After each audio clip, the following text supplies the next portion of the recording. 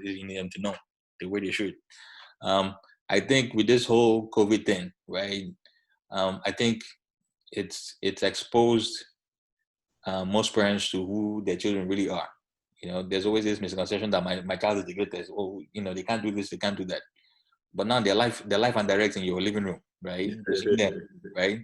Yeah. For those Tasmanian devils, for the ones that have Tasmanian devils, then when they begin to show you, like, oh, so this is what teachers are going through. Yeah, I mean, we've seen all the memes and everything on YouTube and stuff. They're like, yeah, come on, take these kids back. Yeah. But I think it's a good thing though, because then you begin to appreciate what it is that teachers do. Yeah. Right.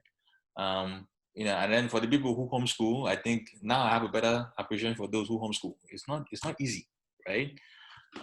So hey, to each his own, but there has to be some, yeah. You just have to find ways to fill the day. Like the other Yeah. thing I tried for the kids this week was trying to put puzzles together again, right? That's a good one. And Yeah. not just, they've always done puzzles, but all those easy ones. But it means that I even forgot how much I enjoy doing puzzles. So this one now that we're doing, the kids gave up. It's me that. If you think about it, before this devices came, we survived. Yeah. Right? Yeah. So, and you said puzzles, in my mind, I'm already making the mental note. I'm like, yep, I need to do puzzles because these are the things we did. Yeah, because I'm telling you, every night, and you'd be amazed. Because I was trying to explain to my daughter, like, look, it's but all these parts are all over the place. I'm like, yes, but once you start keying in on, I do section by section. Okay, there's a house in this area. Okay, let's just ignore every other piece, but the piece that you think belong to the house, and start them and use that as your foundation to build. It's also a problem solving. Thank you. You have to problem solve patience and strategy. Because now all of a sudden you will say, oh yeah, I remember seeing this piece from here. Boom, and it fits right in. Yep. They talk about OCD and how you got ADD and stuff like that. No, if you don't want to, let them do puzzles, because what it does is it teaches you how to not focus on everything else. You focus on what's important, what's right before you, the task, right? Yep. So like you said, if it's the house, I hone in on that, forget all the other distractions, hone in on that, build that out, and then move on to the next one, and then the next one, and next one. And by the time you have the whole puzzle put together. Even sometimes I struggle with it because I'm like, oh, okay, yeah, maybe I should start working on this side. No, you have to bring yourself back. No. Talking about those games, I thought Mark and Rachel chess. Mark knows how to play. It's funny how these kids, their brain are like sponge. Because I remember when I was learning chess, person don't hold finish before person begin learning chess. It took them a much shorter time. Easy at all. It took them a much shorter time to understand the piece and how they move. All those movements, they got it like quickly. So now it's all about strategy. So I'm thinking now, if I see somebody where they go Ninja, I go say, let me buy Ludo. Game like Ludo, what? All those games. Sit down, let's play. So those are the things we grew up with. Like I was telling Kelechi earlier on that, me, my upbringing, they're so unique because I grew up in a military barrack. And in the military barrack, you have kids everywhere. Keep on rocking. Keep on rocking. Yeah, you have kids everywhere. So when you go outside, there's so many things to play. People are playing table tennis, ping pong. I mean, we're so creative. We don't have the normal ping pong table. We had to play ping pong on the bench. Yeah. So imagine playing. Now I'm looking at my son. What game does he even know how to play? Physical game. Now I have to go teach him how to play soccer, because you have to pay for all these things, all the things that we did for free back then. Now, now you have to pay for school to learn soccer, pay to learn basketball, tennis, all of the above. Yep. So it's quite a different time. So I really feel bad for them because they're at home. How much time are they going to spend reading, doing some other stuff? Then what's there to do again? They don't have friends to go outside and gist and talk. Yeah. This is you're saying that just reminded me. Sorry, Musti, cut you. I remember I used to go back always to the east for summers.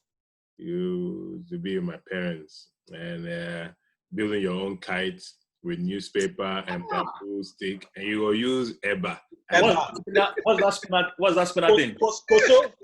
Oh boy!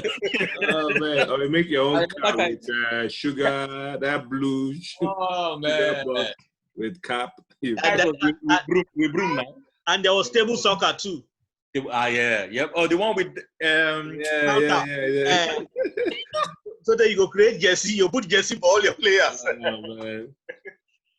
Before you know it, the whole day is gone. Oh. I know, but And get time for TV. When we're playing table soccer, we had local games and international game.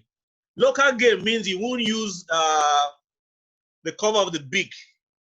Yeah, that's your true. hand to flick. Yeah, this is the one we play with the agbalumo seeds.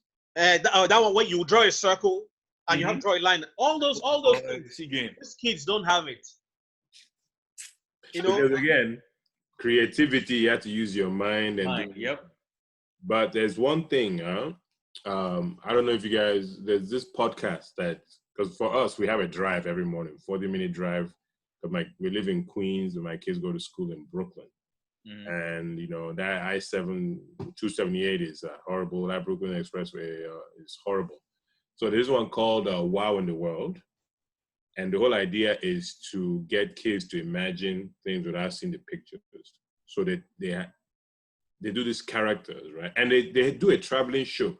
When they come to New York here, my wife took the kids, it's like rock star. They sell out, right? But it's all about the kids. They talk about all the different adventures. They have this time travel machine, you know, that they go back sometimes, and they teach them history. I mean, even I've learned, you know, about how horses got to using their hoofs, you know, how the evolution happened for them to do that. So what they do, they study about Neanderthals and what's the other cousins that we have. Anthony, I forgot all the, you know. Yeah. But there's a show like that on Netflix. Oh man! But this is all is on.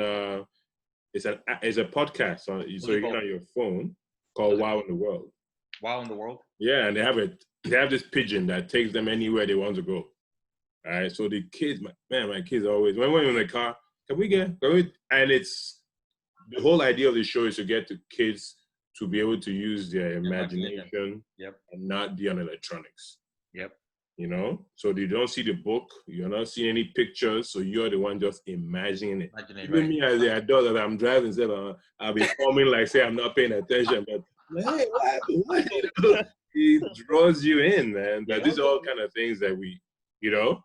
So for us, so instead of us putting like a show on the car for them to watch, putting DVD, no, Wow in the World.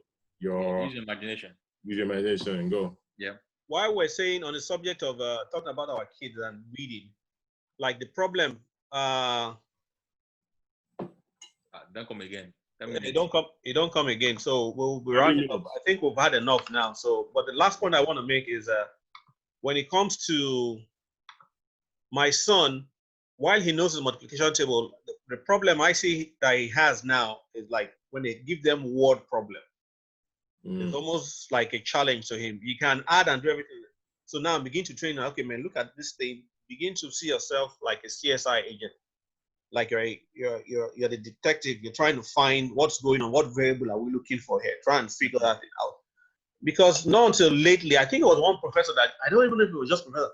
For some reason, I just developed interest in just solving problems.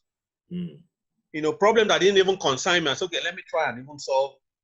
So because I said to myself, why is it that when you give kids puzzle, they want to do that puzzle, right? You just put it down, they really want to solve it. But if you give them a mathematical problem, they just don't want to. There's just that thing, it's numbers, I don't want to. So I'm wondering why. So I think it's that orientation, that thinking, because any problem that involves, especially word problem, I enjoy doing word problem because to me, I see it as a puzzle. Okay, man, what's going on now? What are we looking for? So I try and solve. And over time, I've discovered that I've been able to find some strategies in solving all those problems. So if we can get the kids to start seeing all this math problem, don't see it as, so sometimes it's almost like a punishment. Just see that, okay, man, you want to solve this problem. Like all the kids I'm teaching, before I start, I really give them a talk. I said, man, you're going to be solving a problem. Don't be afraid to fail. That's the key thing I tell every kid. I said, you know what fail stands for? I learned this from one pastor. He said, first attempt in learning. We're all going to fail. So don't let that bother you. And don't be ashamed. Another thing again. Sorry? I said that's the learning in grit. The fact that, you know, your first attempt at it doesn't work. You come back and you try again. But I think there's something about trying to remove the stigma, right? And even, I guess, even with us as Nigerians, we tend to look at something like, oh boy, this thing, man, no, and then we just